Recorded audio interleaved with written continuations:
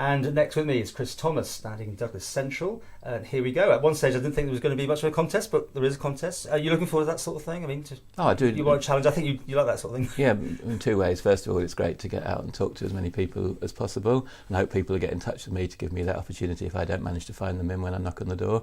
And secondly, an election isn't just a personality, popularity contest. It sometimes seems to so many people as that's what it is, but it isn't. It's actually cementing the policies and the actions and the legal changes that are going to happen in the next 5 years. And that's how I've planned my campaign.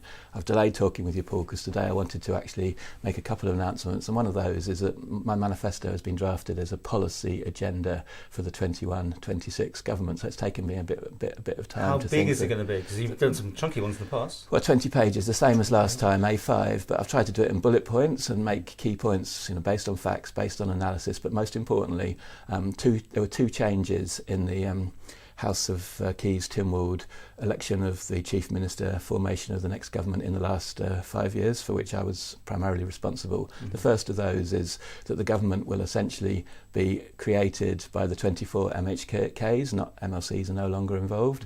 And secondly, crucially, in the last Keys before the House of Keys was dissolved, we actually agreed that we'd have a week longer to elect the Chief Minister. And what I hope is that the public engages with the policies that I'm putting forward and the actions that I'm putting forward and the laws that I'm putting forward, as well as with all the other MHK candidates out there. And then we actually have a real debate in the House of Keys so that the public mandate for the newly elected MHKs is reflected in the programme for government that we form next. Your manifesto is probably the most detailed one I think that's out there. And looking back over the last 5 years, you delivered, did you? I think so, basically. So on page 4 or 5, I've actually got my 2016 priorities, and I've ragged them. I've assessed them as red, amber, or green, and and I'm standing on my record and my capability to actually get things done as demonstrated over the last 8 years. Well, you were in government, you then came out of government, you then carped a lot from the side, and people were looking at you saying, well, you never sorted out when you were in there. I mean, what can we expect of you on your return if that happens? Well, are you going to be playing ball, in other words? Well, no, I'm the same person as I ever was, just a bit better at being the same person as I ever was. So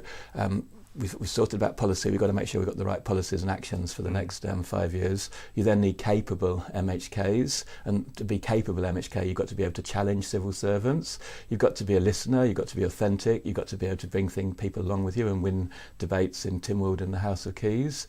And that's about tactics, politics, pure politics, and that's the sort of person I am. So I started with campaigns for some very important achievements over the last 8 years, and whether or not you're a minister or a backbencher, it doesn't really matter. If you believe in something and you know it's the right thing to do and you can persuade people it's the right thing to do, you can achieve it. Yeah, so for instance, I'll give you an example of that would be gas regulation. I was going to come to My first question in that Tynwald in 2013 was about economic regulation of gas, and one of my achievements is that we now have good economic regulation of gas, which will cause the return to Manx gas to be 2/3 of what it was under the wrong 2015 agreement, and it'll also feed through to better prices for Manx gas consumers. Any other announcements you want to make from your today? Oh no, we'll see what you so we go. Okay, see what you say later on.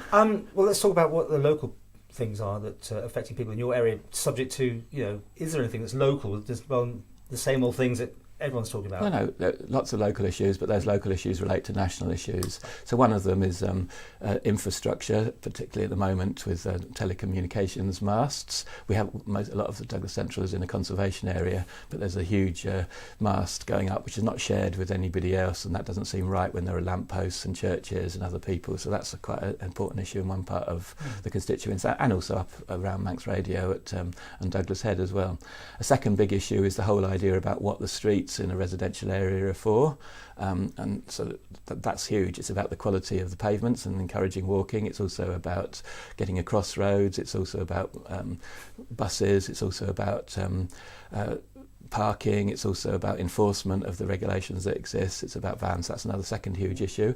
A third one would be to do with the GP surgeries, because the way that we're funding GP surgeries doesn't actually suit the GPs that serve the people of Douglas Central. It's actually biased against them because it doesn't take into account the fact that we have younger populations. The funding model for GPs currently is biased towards areas where older people live, principally, and in Douglas Central we have a relatively young population in island terms. And There are another major issue would be the schools.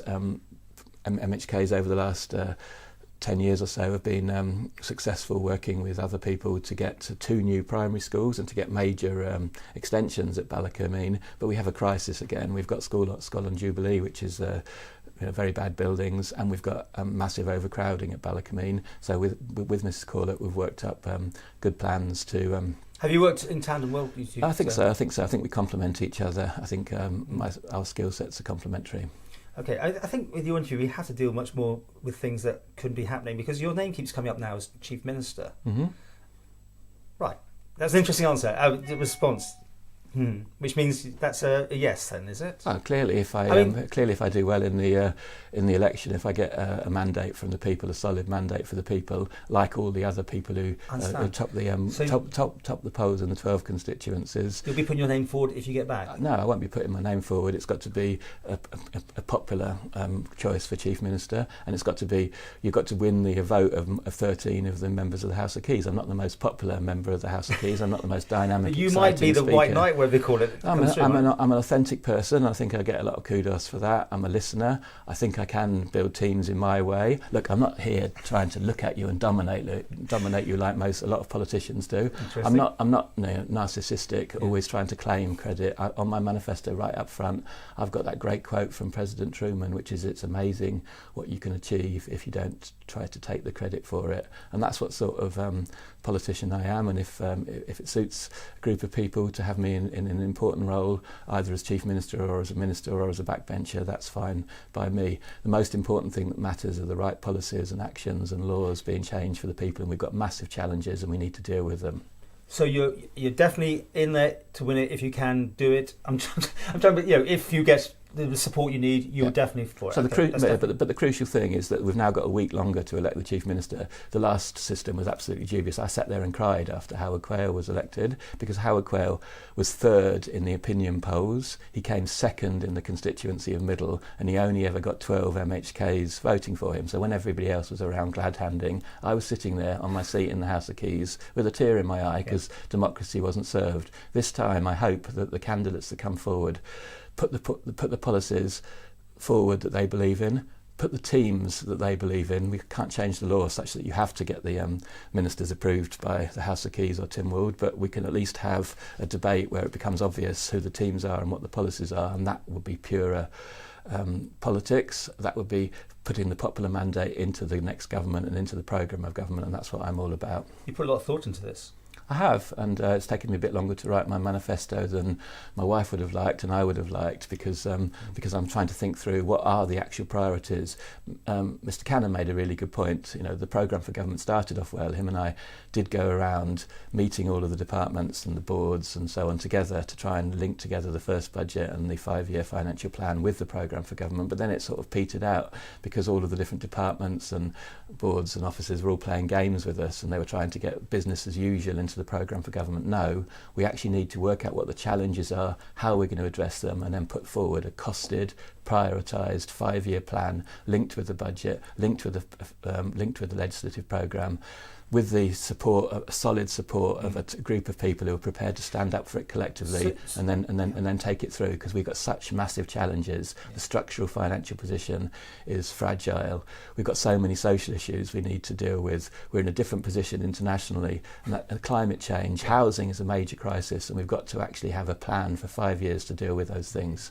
So, if nothing else, you'd definitely be wanting to be back in Comyn, for instance, if you weren't even the chief, or you want to be a minister, be back in charge. To be frank, I don't really mind whether I'm in Comyn or not. What matters to me are policies and getting the things done that I believe in. Sure, you do. Yeah, but it's easier if you're surely inside the thing. No. So I'm trying to ask you, where would you go? In actual fact, that's a misconception. In actual fact, I haven't missed a great deal from not going along on Thursdays for a little gossip and a chat and a few papers and so on and so on. What matters is the information you have, and you get just as much information outside Comyn from third parties and from various sources as you do inside Comyn. The Manx way. Okay. back in the 70s and 80s when the island was turning around at another time of challenge, was about real team working, where you had people who persuaded people by the arguments, where the information was out there openly, where communication was honest. I mean, we've had lots of dishonest communication in recent years. I wish I had more time, but we'll try and keep them to the same time.